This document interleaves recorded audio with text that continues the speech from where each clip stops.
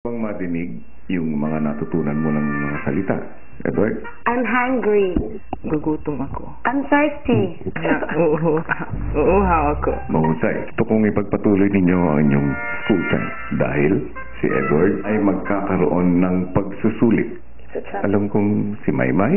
And I know that my mind is pretty good. Is a good teacher. Yes, Kuya, thank you. Kaya ngiti ka na. So, smile. Si Edward tila desididong makapagtagalog. Si Maymay ay maganda. Thank you, Eduardo.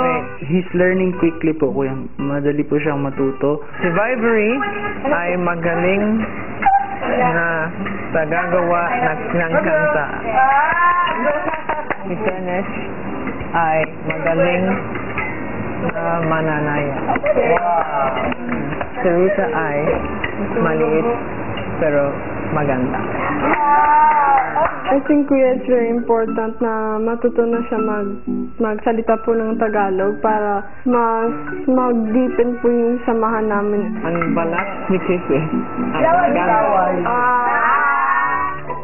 Kinaumagahan, kinausap muli ni Kuya si Maymay para sa magiging proseso ng pagsusulit na haharapin ni Edward. Kailangan maipaliwanag ni Maymay kay Edward kung ano ang ibig sabihin ng 20 salita sa Tagalog at kailangan masabi ni Edward kung ano ang kahulugan ng mga ito sa Ingles na nakasulat naman sa kabilang bahagi ng cardboard. At para sa pagsusulit ni Edward, kailangan iarte ni Maymay ang mga salita para mahulaan ni Edward ang mga ito. A beautiful lady walking towards you and then you just...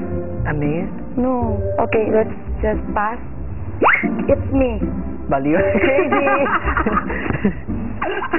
Si Edward hindi pa nakontento sa naging turuan nila ni Maymay at sinubukang pag-aralang mabuti ang Tagalog na salitang kailangan niyang masabi sa oras ng kanyang pagsusulit. Maymay, Pa. maaari ka na magsimula.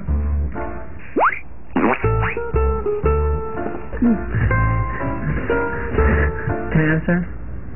Nandito. Mabilis namang nahulaan ni Edward ang una at ang pangalawang salita.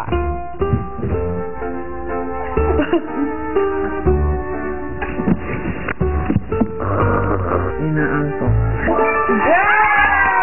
Sa pangatlo,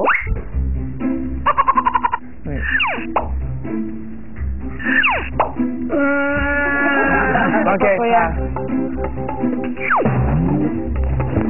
Iniinis.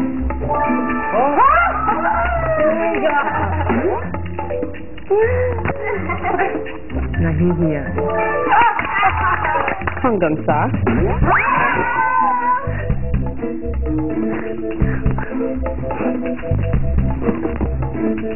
nagugulat.